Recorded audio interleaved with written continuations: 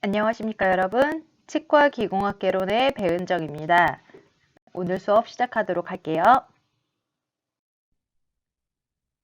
오늘은 제5장 한국의 치과기공사 업무와 교육 제도에 대해서 배워보도록 하겠습니다. 치과기공사가 어떠한 업무를 하는지, 어떠한 보철물을 제작을 하는지, 그 다음에 이렇게 치과기공사가 되기 위해서는 어떠한 교육을 받아야 되고 어떠한 제도가 있는지에 대해서 좀 세세하게 배워보도록 하겠습니다.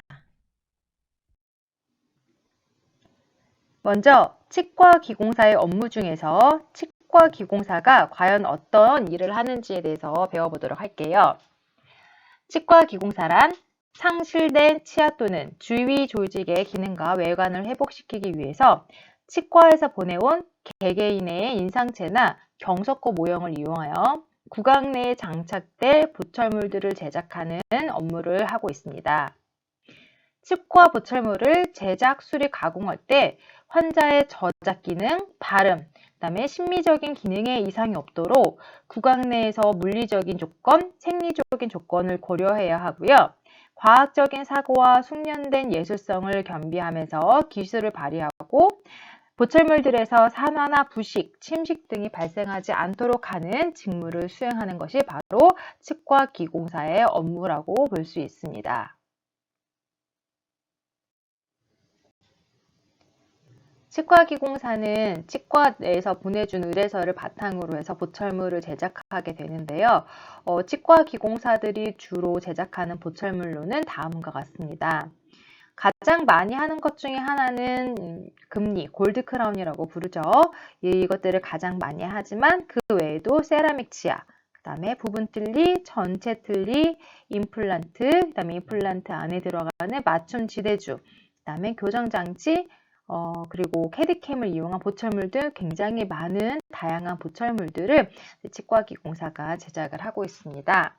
아래 사진에 나온 것처럼 왼쪽에 이렇게 납형으로 치아를 조각하고 난 다음에 오른쪽과 같이 이렇게 금으로 이 납형 조각을 변화시켜주는 이 작업을 이제 치과기공사들이 하고 있는 거죠. 골드 크라운 외에도 굉장히 많은 보철물들을 제작한다고 얘기했는데요. 지금 사진에서 보시면은 치과기공사들이 제작하는 다양한 치과 보철물들을 이렇게 사진으로 나와 있는 것을 볼 수가 있습니다. 왼쪽에서 가장 위에 있는 것이 바로 틀니죠. 그래서 치아가 없는 무치아 환자들을 대상으로 제작해주는 틀니. 그리고 이제 그 틀니 옆에 있는 사진으로는 임플란트 사진이죠. 임플란트 위에 올라가는 보철물이 두 번째 사진에서처럼 금속으로 되어 있는 경우도 있고요. 그 옆에 있는 오른쪽 세 번째 사진에서 보는 것처럼 세라믹으로, 치아색과 유사한 세라믹으로 되어 있는 경우도 있습니다. 그 밑에 식립되어 있는 것들이 바로 개인 맞춤형 어버트먼트와 이제 그 구강 골조직에 식립되어 있는 임플란트, 이렇게 구분할 수가 있겠죠. 그리고 가장 오른쪽, 맨 윗줄에서 가장 오른쪽 사진 같은 경우에는 이제 라미네이트, 치아의 부분적인 부분을 이렇게 수복을 해주는 미용의 목적, 성형의 목적, 이런 것들을 다양한 기능을 가지고 있는 라미네이트 보철물도 제작을 하게 되겠고요. 그 밑에 이제 두 번째 줄에 있는 사진들은 가장 왼쪽이 투명 교정 장치죠. 이갈이 방지용으로 쓰기도 하고요. 그 다음에 가운데 있는 사진은 이제 교정 장치. 그 다음에 두 번째 줄에서 가장 오른쪽에 있는 사진은 캐디캠, 즉 컴퓨터를 사용한 디자인 과정을 보여주고 있는 거고요. 가장 아래쪽에 있는 사진은 이제 이런 캐디캠을 사용해서 제작한 지르코니아 보철물이라고 보시면 될 것 같습니다. 그래서 치과기공사의 업무를 조금 정리를 하자면요. 우선은 인상에서 모형을 제작하게 되겠고요. 그 다음에 모형에 따른 치과 보철물을 제작하게 됩니다. 이렇게 제작된 치과 보철물 종류에는 이제 금속, 합성수지 등등 굉장히 많이 있는데요. 이것들을 가공하고 처리하는 이런 후처리 과정을 거치게 됩니다. 또한 치과 교정물 장치를 제작을 하기도 하고요. 이런 치아뿐만 아니라 우리 얼굴, 아간면 분야에서도 필요한 부분, 이렇게 수복을 해줘야 되는 부분에 스플린트 등을 제작을 하는 업무도 이제 하고 있습니다. 그리고 9개월 폐쇄 장치나 특수 보철물을 제작을 하기도 하고요. 그 다음에 마지막으로 이런 치과 재료를 전반적으로 관리하는 이런 업무들도 수행을 하고 있습니다. 여러분들이 치과 기공과를 선택을 했을 때 여러 가지 이유가 있겠지만 아무래도 이제 치과 기공사 같은 경우에는 이제 주로 치과 보철물을 제작을 하기 때문에 이런 치과 보철물 제작은 대량 생산에 따른 단순한 작업이 아니고 이제 개개 환자의 저작, 발음, 심미 기능에 이상이 없도록 구강 내 물리적, 생리적 조건을 고려해서 제작을 하는 직업이기 때문에 과학적인 사고와 숙련된 예술성을 겸비한다고 하면은 훨씬 더 이런 치과 기공 업무의 효율성을 느낄 수가 있겠죠. 그렇다면 이제 치과 기공사에 대해서 법적으로 지정된 사항을 좀 보도록 하겠습니다. 우선 의료기사 등에 관한 법률, 약칭 의료기사법이라고 하는데요. 2020년 7월 8일 날 시행된 이 법률에 대해서 한번 살펴보도록 할게요. 제2조 의료기사의 종류 및 업무를 보면은요. 1. 의료기사의 종류는 임상병리사, 방사선사, 물리치료사, 작업치료사, 치과기공사 및 치과위생사로 한다라고 2016년에 개정이 되어 있습니다. 이때 치과기공사라고 하면은 보철물을 제작, 수리 또는 가공하는 직업이다라고 정의를 내리고 있죠. 그리고 제11조에 의해서 치과기공소의 개설 등록에 관한 법률을 보면은요. 첫 번째, 치과의사 또는 치과기공사가 아니면 치과기공소를 개설할 수 없다. 즉, 치과기공소를 개설하기 위해서는 치과의사 면허 또는 치과기공사의 면허가 반드시 필요하겠죠. 2번, 치과의사 또는 치과기공사는 한 개소의 치과기공소만을 개설할 수 있다. 즉, 1인이 1개소 이상을, 즉 하나까지만 개설이 가능하고요. 한 사람이 2개 이상의 치과기공소를 개설을 할 수는 없다라는 거죠. 그리고 3번, 치과기공소를 개설하려는 자는 보건복지부령으로 정하는 바에 따라서 특별자치시장, 특별자치도지사, 시장, 군수, 구청장에게 개설 등록을 해야만 합니다. 그리고 제3항에 따라서 치과기공소를 개설하고자 하는 자는 보건복지부령으로 정하는 시설 및 장비를 갖추어야 합니다. 치과기공소를 개설하기 위해서는 몇 가지 장비들이 필요한데요. 이 장비들이 갖춰져 있어야지만 치과기공소에 대한 허가를 받을 수 있다라는 것이죠. 그리고 제11조의 3, 치과기공사 등의 준수사항을 살펴보도록 할게요. 1번, 치과기공사는 제3조에 따른 업무, 이하 치과기공물 제작 등 업무라고 하는데요. 이것을 수행할 때 치과의사가 발행한 치과기공물 제작 의뢰서에 따라야 합니다. 즉, 치과기공사가 임의로 환자를 이렇게 진료하거나 보철물을 제작을 해서는 안 되고요. 이런 치과의사가 환자를 진료하고 나서 어떤 보철물을 제작할 것이다 라는 이런 의뢰서에 따라서 제작을 해야만 합니다.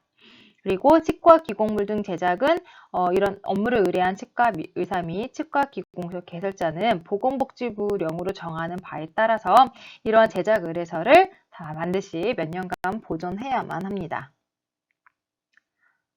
그리고 치과기공물 제작 등 업무를 의뢰한 치과의사는요. 실제 기공물 제작 등이 치과기공물 의뢰서에 따라서 적합하게 이루어지고 있는지를 확인할 수 있다라고 명시가 되어 있습니다.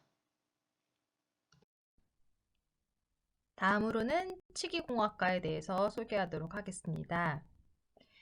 치기공학과에서는요, 각종 치과 보철물과 치과 장치물을 제작할 수 있는 전문 치과 기공사를 양성을 하고 있고요. 이러한 치기공학과를 졸업을 하고 그 다음에 국가시험을 응시를 하게 되면은 나중에 합격을 하게 되면은 이 치과 기공사 면허를 받게 됩니다. 우선은 1단계에서 살펴보면은요. 2020년 현재 전국에 19개의 대학교, 3년제, 4년제 포함된 19개의 치기공학과가 개설이 되어 있고요. 여기를 졸업을 해야지만 국가시험에 대한 응시 자격이 생깁니다. 이후 국가시험을 응시를 해서 합격을 하게 되면은 치과기공사 면허를 받을 수가 있는 거죠. 이렇게 대학을 졸업한 후에 치과기공사 국가시험에 응시를 합격하고 치과기공사 면허를 경우 그 다음에 진로는 어떻게 되느냐? 가장 많이 하는 것이 바로 치과기공소 내에 취업을 하시는 거겠죠. 그래서 치과기공소 내에 취업을 할 수도 있고 어느 정도 경력을 쌓게 되면은 본인이 치과기공소를 오픈을 할 수도 있겠죠. 또는 대학병원에 있는 치과기공실에서 근무를 할 수도 있고요. 그다음에 개인 병원 혹시 아니면은 이제 치과 내에 있는 이런 치과기공실에서도 근무를 할 수가 있습니다. 그리고 치과 재료 업체에서 이렇게 업무를 볼 수도 있고요. 치과 기계 제조 업체나 재료 유통 업체에서도 근무를 하실 수가 있습니다. 또는 보건 관련 연구기관에서 근무를 하실 수도 있고요. 아니면 해외로 이민을 간다든지 해외에서 이런 치과기공 관련된 취업 등 다양한 진로를 여러분들이 원하시는 대로 선택을 하실 수가 있습니다. 이러한 치과기공사를 여러분들이 더 잘 적응을 하기 위해서는요. 손기술이 반드시 있어야 되는 건 아니지만 내가 생각하기에 나는 손기술이 좀 있거나 혹은 만드는 걸 좋아하거나 예술적인 감각이 있다라고 하면 훨씬 더 적성이나 흥미가 있지 않을까 생각이 좀 되어집니다. 뿐만 아니라 이제 서비스 마인드라든지 끈기, 그다음에 뭐 순발력, 커뮤니케이션 이런 여러 가지 이런 감각을 가지고 있으면은요, 훨씬 더 치과 기공사 할 때 여러분들이 즐겁게 혹은 재미있게 업무를 하실 수가 있을 것 같네요. 이런 치과 기공사가 가지고 있는 교육 목표를 살펴보면요. 우선 현장 직무 수행 능력을 갖춘 숙련된 치과 기공사 양성을 위한 구체적인 교육 목표다라고 되어 있습니다. 그래서 이런 대학에서 주고 있는 교육 목표는 첫 번째로 정밀한 치과 기공술을 습득하게 하며 두 번째로 현장에서 치과 보철물들을 제작할 수 있게끔 양성하고 있습니다. 뿐만 아니라 재료 및 장비에 대한 지식, 그 다음에 관리 이런 것들을 이해하고요.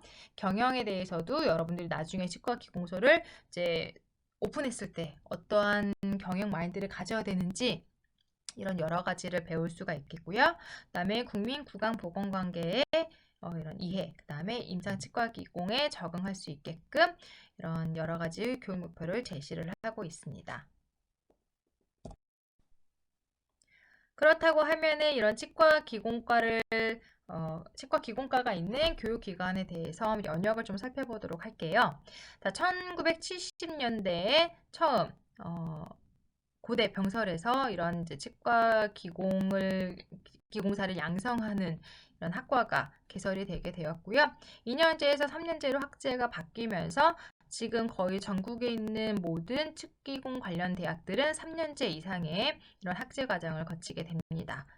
그 다음에 2000년도에는 이제 지산대학이 부산카톨릭대학교로 이제 명칭이 바뀌면서 4년제로 바뀌게 됐죠.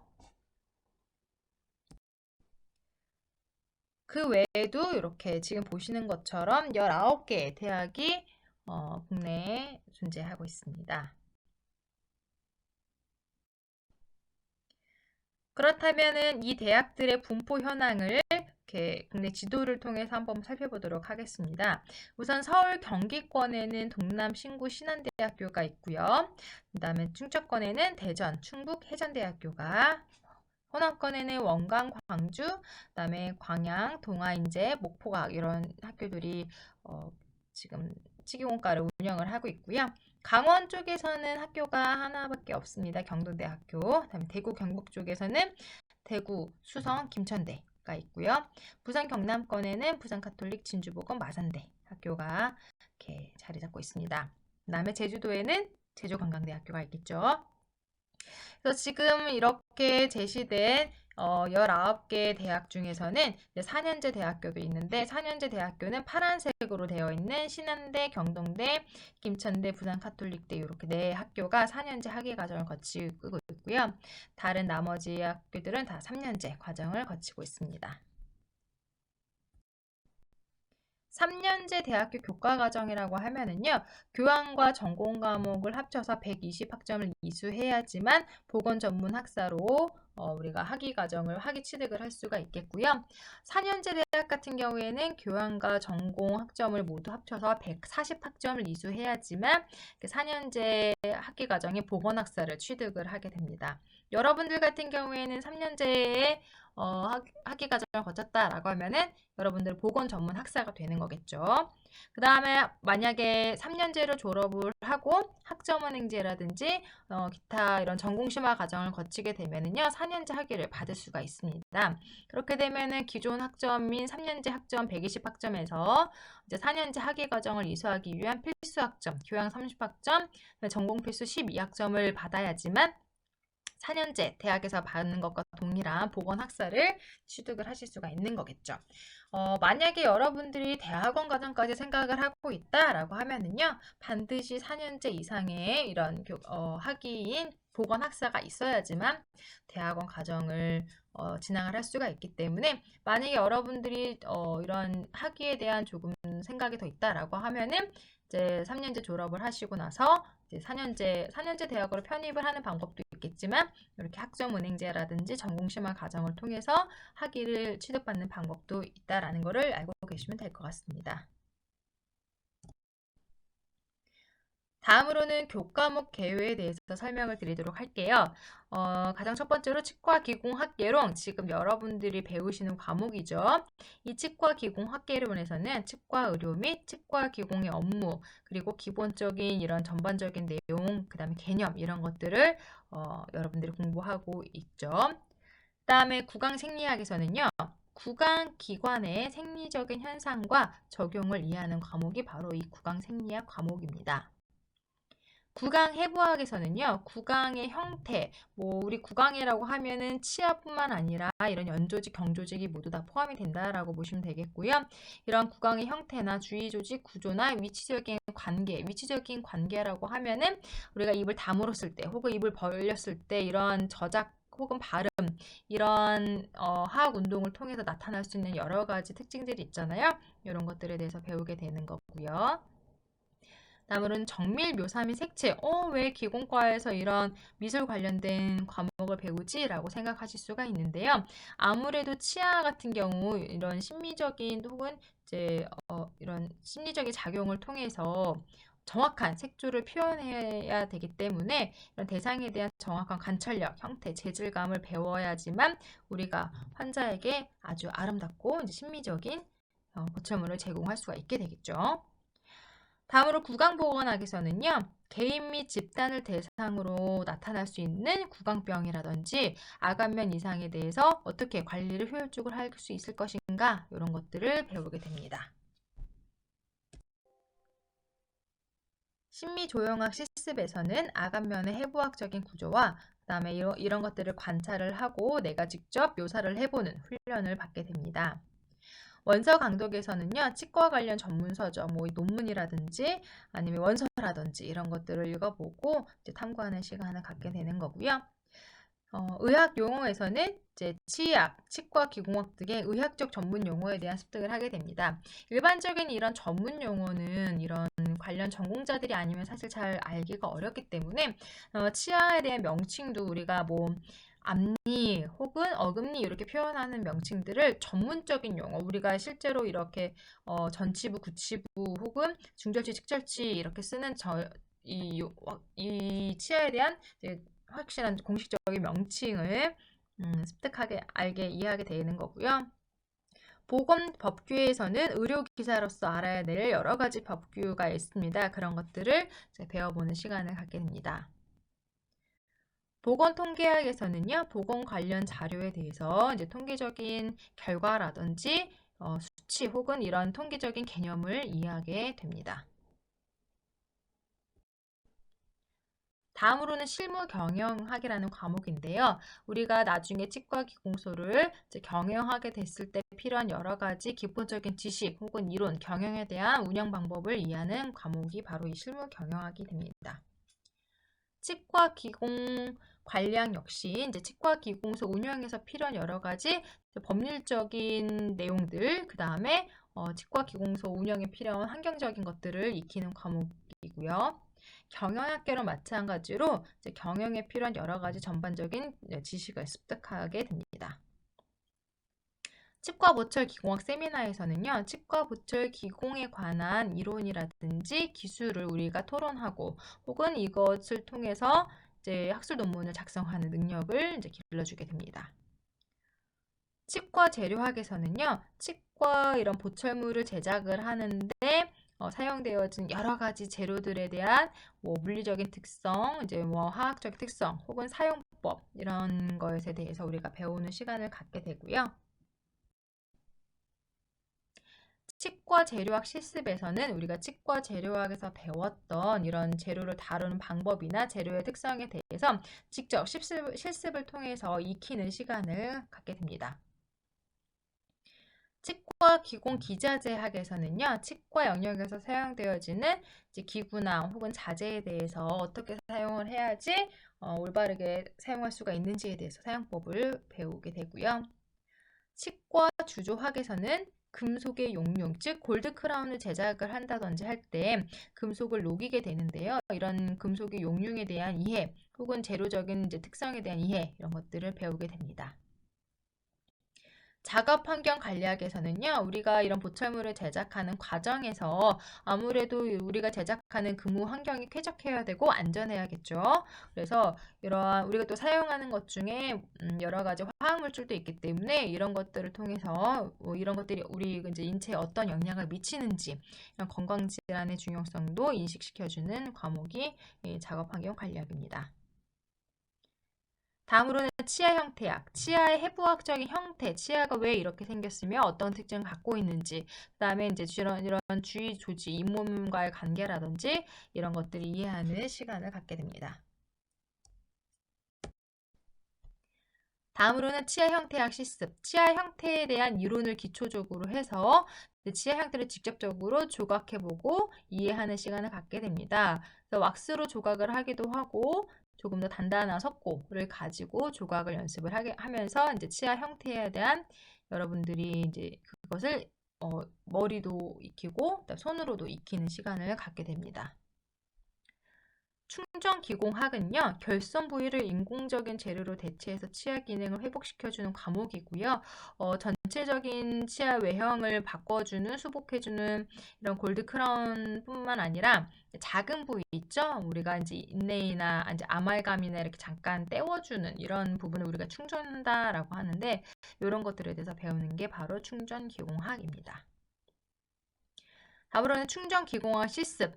이제 앞에서 배웠던 이런 충전기공학에 대한 이론을 바탕으로 해서 실제 결손에 대한 와동 형성의 원칙, 와동이라고 하면은 우리가 이제 썩은 부위를 이제 깎아내거나 갈아내게 되는데 그렇게 깎아냈을 때 생긴 것을 우리가 와동이라고 합니다. 그 와동 형성의 원칙과 그다음 충전하는 방법에 대해서 실습을 하게 되겠고요. 교합학 개론에서는요, 이제 기초적인 교합에 대한 이론, 그다음에 교합과 보철물의 상관관계, 즉 우리가 이런 이제 여러 가지 화학의 개표 운동을 거치면서 나타날 수 있는 교합이 생기잖아요. 이 교합을 바탕으로 해서 보철물을 어떻게 제작을 해야 되는지 형태학적인 이해, 이런 것들을 배우게 되는데요. 교합면 해부학 실습에서는요, 실제로 이런 납형, 왁스 이런 것들을 통해서 치아를 해부학적으로 형태를 완벽하게 재현해내는 실습 시간을 갖게 됩니다.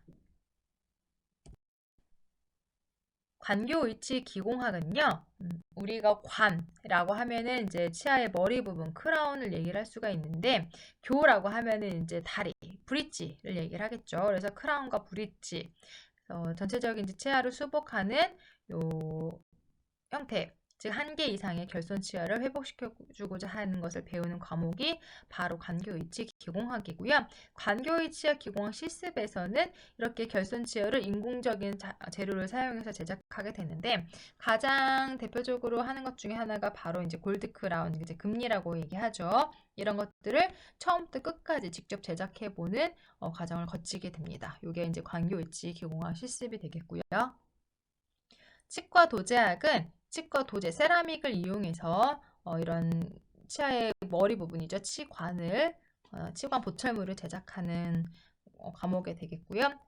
치과 도제학 실습에서는 이렇게 치과 도제학을 기초로 해서 실제 도제관을 제작하는 학문입니다. 도제관이라고 하는 것은 이제 치아색과 유사한 재료인 이런 세라믹을 사용해서 직접 이제 치아 형태를 만들어 보는 과목이라고 보시면 되겠고요.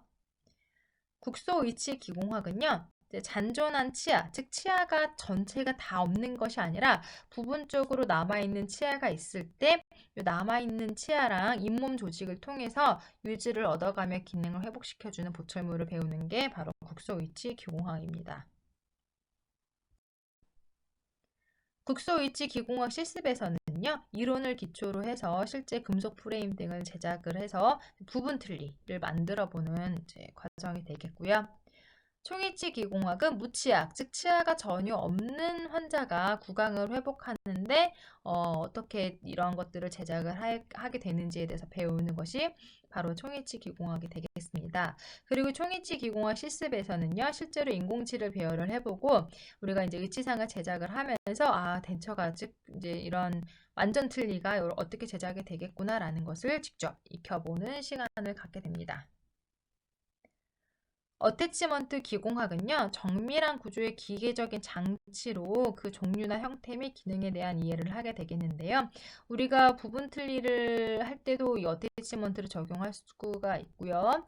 혹은 이제 뭐 임플란트라든지 이런 것들을 사용할 때도 이 어태치먼트를 사용을 하게 되는데, 이 어태치먼트에 대한 것을 배우는 게 이 어태치먼트 기공학이 되겠고요. 어태치먼트 기공학 실습에서는 단계별로 어태치먼트 수식을 통해서 정밀 기공에 대해서 익히는 시간을 갖게 됩니다. 피계의치 기공학은 치아의 뿌리 부분 있죠? 그래서 치아의 뿌리 부분인 치근에서 이제 지지와 안정을 얻는 보철물인데, 이 보철물을 직접 실습 과정을 통해서 익혀보기도 합니다. 임플란트 기공학은 골래, 즉 우리 하악뼈에 있는 그 뼈에서 지지를 얻으면서 우리 치아를 대신해준 역할을 하게 되겠는데요. 임플란트 기공학 실습에서는 직접 임플란트를 사용해서 보철물을 제작해보는 시간을 갖게 됩니다. 텔레스코프 치과 기공학은 내관과 외관으로 이루어진 이중구조 보철물인데요. 이 이중구조 보철물을 어떻게 만들고 왜 만들어야 되는지에 대한 개념을 배우는 과목이 되겠습니다.